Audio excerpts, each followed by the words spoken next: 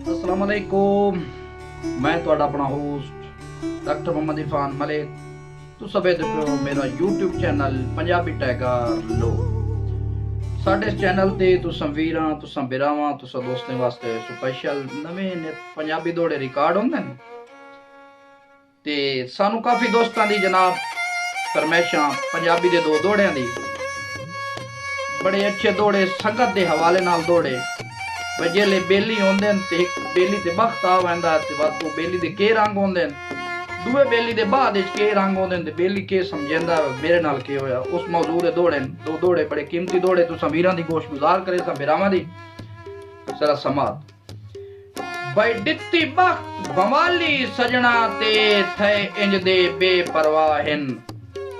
कदा दो बेलियां जोड़ के रांदन विच हवा ही नहीं टपदी जदों एक बेली ते बख्त आ वैंदा ना तुगन बड़ियां विथु पाए वैंदियां बडित्ती बख्त बवाली सजना ते थे इंज दे बेपरवाहिन असा जान तू सरफे ही नहीं कीते ओ ठगण दे लभदे राहिन ते लगे तीर मुसलसल बेतकियां दे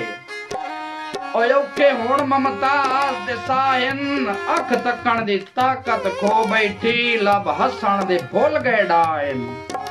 दुआ जुमला ज़ेर गौर समात बे तेरा सजुण सहारा वक्ती हा मैं समझिया तोड़ दा संगाई। हाय हाय हाय क्या बात मेरे दोस्तों। भाई तेरा सजुण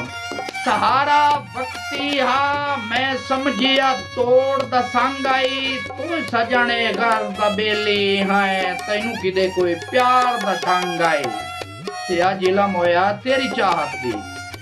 और रखी मैं नाजायज उमंग आई इंजे सोना समझ के चाई वतिया तेरा प्यार तपितल दी वांग आए लाल गुलाब होवे इश्क च रोल वैंदा है बंदा जितना नवाब होवे। दोस्तों मेरी वीडियो नु वेख के मेरे चैनल को सब्सक्राइब भी करया ते वीडियो अगर अच्छी लगे तो उसको लाइक भी करो कमेंट भी दिया ताकि नित नवे आने वाली वीडियो तुहाडे तक पहुंच सके।